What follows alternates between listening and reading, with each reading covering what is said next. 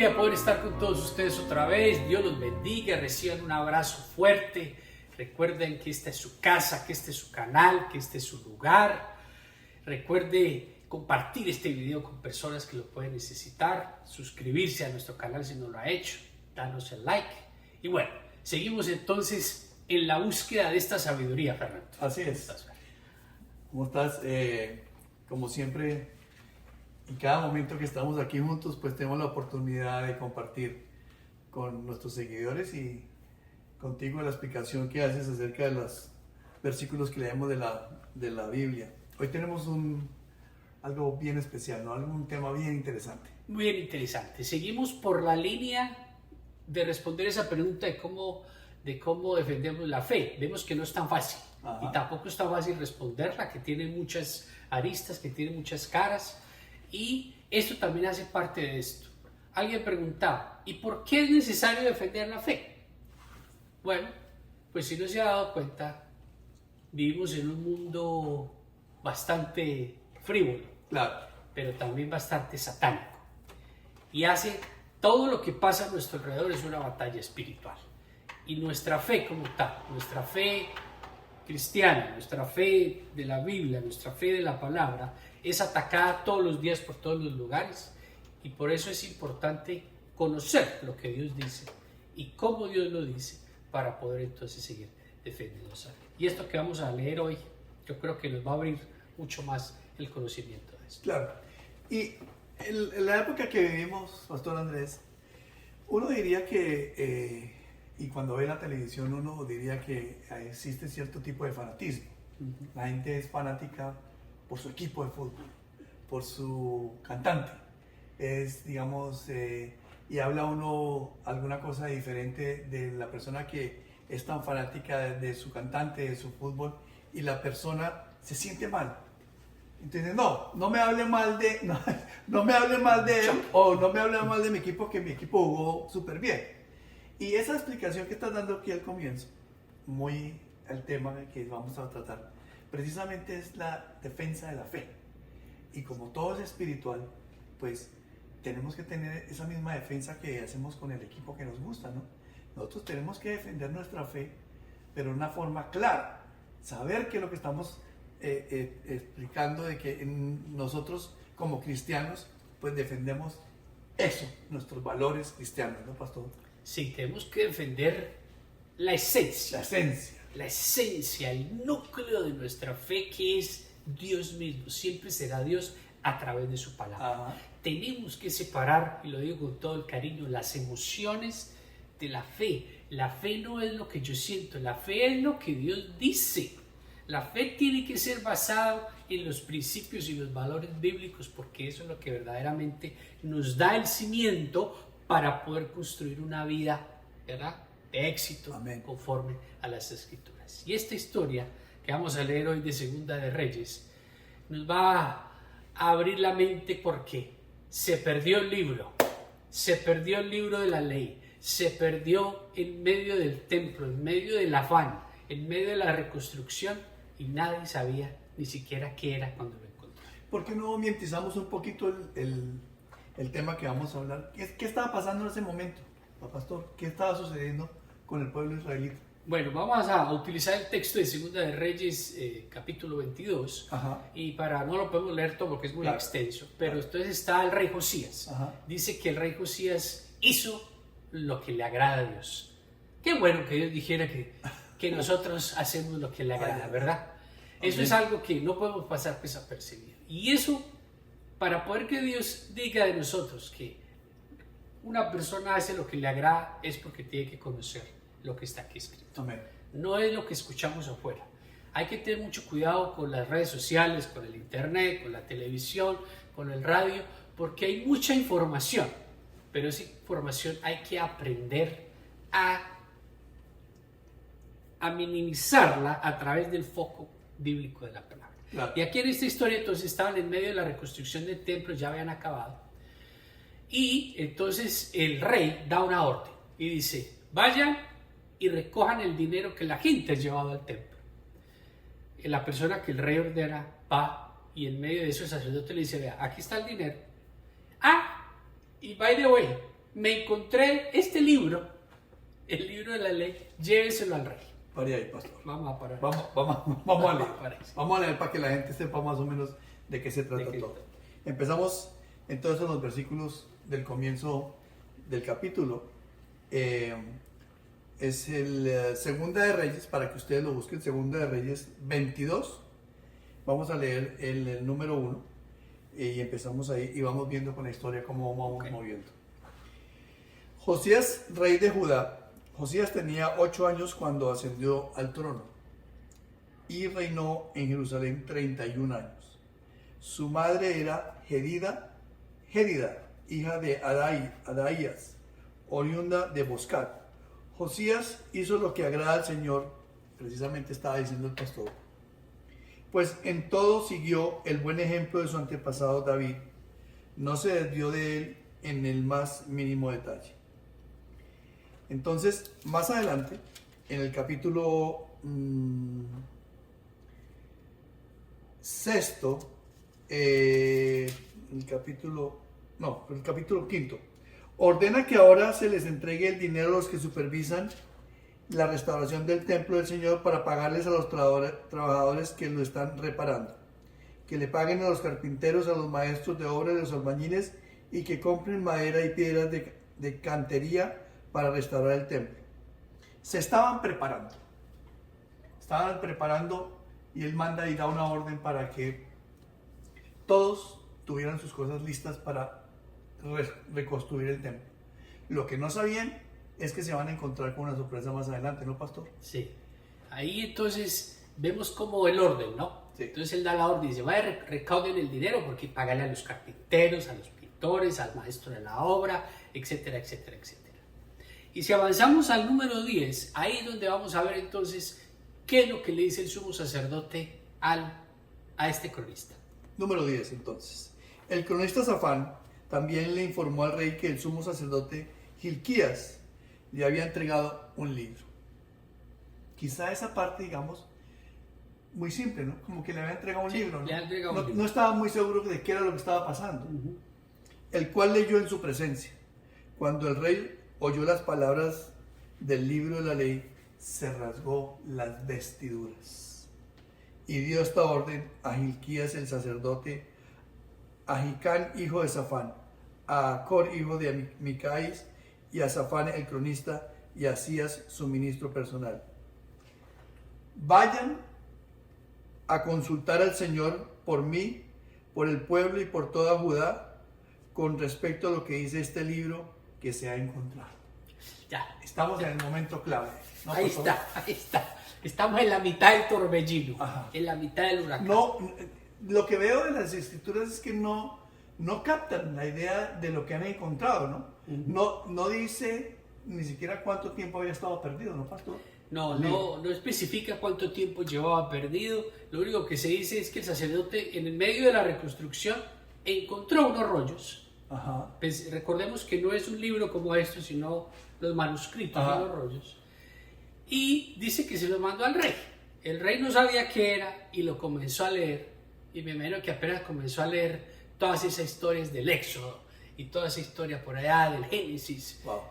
Dice que se rasga las vestiduras. ¿Por qué esto es importante y por qué lo traemos a relación? Porque de la misma manera que aquí en el templo, fíjense que todos estaban muy ocupados, cada uno tenía su función. Claro.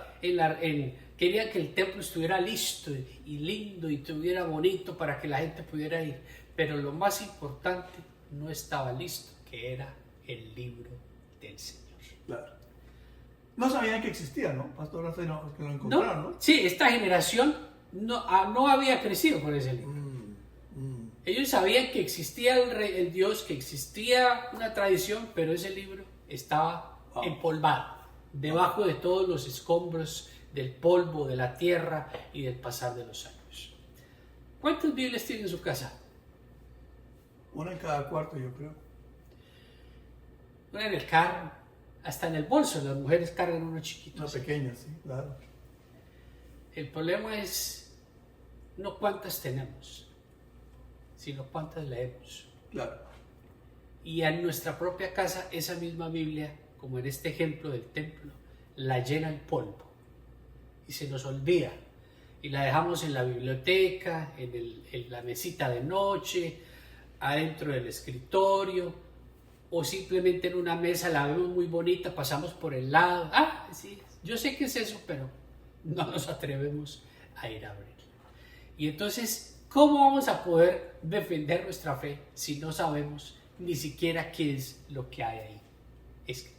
Claro. ¿Cómo podemos entonces enfrentar a este mundo que nos consume, este mundo que nos quiere atrapar, que nos quiere dominar, que nos quiere quitar la verdad, que nos quiere callar, Fernando, porque vivimos en la época que nos quieren callar? A Dios lo sacan de las escuelas, de las instituciones, de las constituciones, de los establecimientos, de los gobiernos y de las mismas casas. Y después nos preguntamos, ¿por qué pasa todo lo que pasa, Señor? Sí. Y eso se trata precisamente de la esencia que usted repitió, o volvimos a comentar en este coloquio, de lo que tenemos que tener en nuestro corazón, ¿no? Dios, en su esencia, en su palabra, tenerla bien clara desde el comienzo, desde la casa, ¿no? Desde la esencia de la célula, de la familia, ahí tiene que estar claro, ¿no? Y todos los coloquios, yo creo que hemos repetido incansablemente digamos, esta forma de decirlo, es que nosotros a todos los seguidores les decimos, lea la Biblia, conéctese, manténgase pegado a la Biblia, y en este caso, como usted dice, pastor, ¿cuántas tenemos en cada cuarto? Pero ¿cuántas verdaderamente leemos en esencia, ¿no? Qué importante esa comparación que nos hace aquí la palabra de Dios con las Biblias del día de hoy, ¿no? Qué importante es tener nuestra Biblia donde leemos la palabra, ¿no? Sí, tiene que ser nuestra fuente de energía, tiene que ser nuestra primera opción, tiene que ser nuestro maná, tiene que ser ese pozo donde vamos a sacar el agua para poder beber y poder saciar esa sed espiritual. Y vuelvo y lo repito, la sociedad donde vivimos, Fernando, es demasiado complicada, es demasiado a lo que nos enfrentamos día a día, a lo que nuestros hijos se enfrentan día a día, no solamente en los colegios, sino después en la universidad y después ya cuando comienzan a hacer su vida ellos mismos, ¿no? Después de que lo que les hemos enseñado. Entonces, este paralelo, muy seguramente mucha gente, lo que nos está escuchando, no sabía esta historia, pero ahí está. Claro. Se pierde en medio de todos los libros y en medio del grosor de la Biblia. Hay historias como estas, hay muchas que nos ayudan a ponernos, a poder reaccionar y a decir, wow, es increíble que el libro de la ley se haya perdido en medio del mismo templo. Wow. En medio del mismo templo. Y no fue la primera vez y seguramente que no será la última. ¿Y cuántas veces más se seguirá perdiendo aún en medio de las iglesias, aún de las más grandes? Y no estoy hablando desde la crítica, sino desde la reflexión. Porque no podemos permitir que lo que brille sea más importante que la bendita palabra. Claro. Quisiera repetir lo que dice aquí el autor de este libro. Cuando el rey oyó las palabras del libro de la ley, se rasgó las vestiduras. Cuando escuchamos palabra de Dios y leemos en la palabra cosas que decimos, el Espíritu Santo me está mostrando esto, ¿no? Es como si nos estuviéramos rasgando las vestiduras, ¿no, pastor? Es como cuando estás leyendo la palabra y dice, esto es lo que me quería, aquí es donde yo me tengo que rasgar mis vestiduras y tengo que cambiar, ¿no?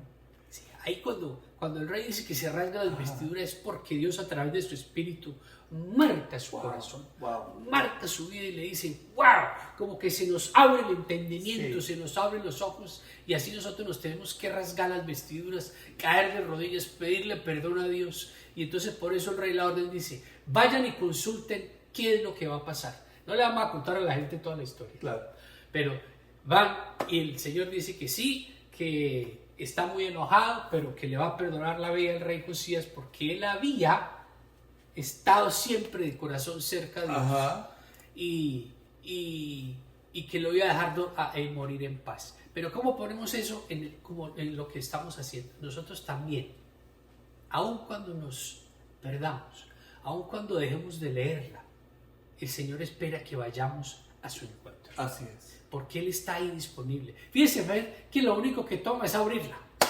y leerla, no toma más. Sí. Es una acción tan simple, pero que transforma nuestra vida y que puede ser la solución para su vida, que puede ser la respuesta que usted está buscando, que puede ser la puerta que usted le está pidiendo a Dios que le abra, y que usted ora y ora y ora y le dice: Señor, yo oro y no pasa nada. Bueno, usted está abriendo la Biblia, la está leyendo, está permitiendo que Dios transforme a través de su espíritu su vida. Es lo que decimos semana a semana, ¿verdad? Coloquio tras coloquio decimos con todo el amor: lea la palabra, vaya al encuentro del Señor, permita que el Espíritu de Dios cambie toda su existencia. Me hace recordar esas palabras que usted está diciendo ahora. La gente atraviesa, y nosotros en general, en la vida por tormentas. Esas tormentas, precisamente, tuvimos ejemplos claros en la Biblia de cómo nuestro Señor pasó a través de las aguas con los mismos discípulos por tormentas. Pero es una realidad que cuando tenemos de la palabra de Dios en nuestro espíritu, pues esas tormentas son más fáciles, ¿no, pastor? Esas tormentas que tenemos que en un momento dado pasar, pues facilitan y nos dan la seguridad de que independientemente, porque Él no dijo, ¿no? Él no dijo en ningún momento que no tendremos aflicciones ni tormentas. Las vamos a tener. Las pasarás conmigo, pero es diferente. Claro. ¿No, pastor? Sí, por supuesto. Pasar una tormenta en la presencia de Dios no es lo mismo que pasarla en la soledad. Amén, amén. Y en la oscuridad. Amén, amén. Del cuarto, Sí. sin ninguna esperanza, Amén. sin ningún tipo de ilusión, Sí. ¿verdad? Sin ningún tipo de fuerza para poder enfrentar el problema. El Señor quiere pasar esa tormenta con nosotros porque es necesaria para nuestra vida. Y solo toma esa decisión personal de abrir ese librito, de leer unas cuantas letras, porque no tiene que ser mucho. Fíjense que no tienes que leer todo el libro. El Señor utilizará su poder y su espíritu para poder mostrarte lo que tienes que entender. Nosotros, si seguimos leyendo la historia, pero vamos a dejar que nuestros seguidores la terminen. Una de las cosas que me llama la atención es la forma como Él perdona la vida de Josías, ¿no? Le perdona su vida precisamente porque se humilla, porque ve el corazón que tiene, ¿no? Y esos detalles que ve uno en la historia, precisamente las podemos aplicar a nuestra vida diaria, ¿no? Yo conversaba con mi esposa ayer, por alguna casualidad. La gente le hace falta el perdón. Le hace falta el perdón y el humillarse ante las cosas. El rey Josías decía: sé lo que le va a pasar a mi pueblo, porque si ustedes leen la historia, miran lo que sucede con él. Pero él se humilla ante él, le pide perdón y le perdona su vida, pero esa es la actitud correcta, ¿no? Leyendo la palabra y viendo cómo se rasgó las vestiduras de ese conocimiento que había allí. Qué impresionante eso, ¿no, pastor? Sí, leamos un poquito de eso que acabas de decir. Dale. Está aquí al final, en el número 19, y dice: como te has conmovido y humillado ante el Señor al escuchar lo que he anunciado contra este lugar y sus habitantes, que serían asolados y malditos, y como te has rasgado las vestiduras y has llorado en mi presencia, yo te he escuchado. Yo, el Señor, lo afirmo. Otra vez, te has rasgado las vestiduras y has llorado en mi presencia. Wow. ¿Has llorado en la presencia del Señor? Wow. ¿Has llorado en esa presencia? Dice que el Señor escucha ese llanto, que el Señor escucha ese dolor, Amén. que el Señor escucha esa conmoción que hay en tu vida y afirma tu vida. Permite que el Señor afirme tu vida. No dejes que las voces del mundo, que las luces te deslumbren, que el dinero, que el poder, que tantas cosas que no son verdad terminen por separarnos de lo que verdaderamente es importante, que es la presencia de Dios. Que podamos ir a su encuentro, que podamos llorar, que podamos abrirle el corazón, que podamos decirle nuestras tristezas, nuestros dolores, nuestras frustraciones, nuestros temores, pero también nuestros sueños, también nuestros anhelos, también nuestras ilusiones, que Él las cumplirá. Uno creería, y yo estoy seguro que la gente que nos ve al otro lado dirán, pero ellos precisamente nos enseñan bastante, ¿no? ¿Qué tanto les enseñarán cada vez que ellos leen la palabra? Mucho, ¿no, pastor? Mucho.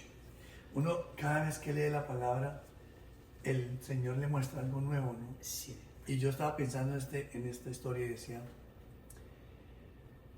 hay que tener un sentido de humillación y de perdón.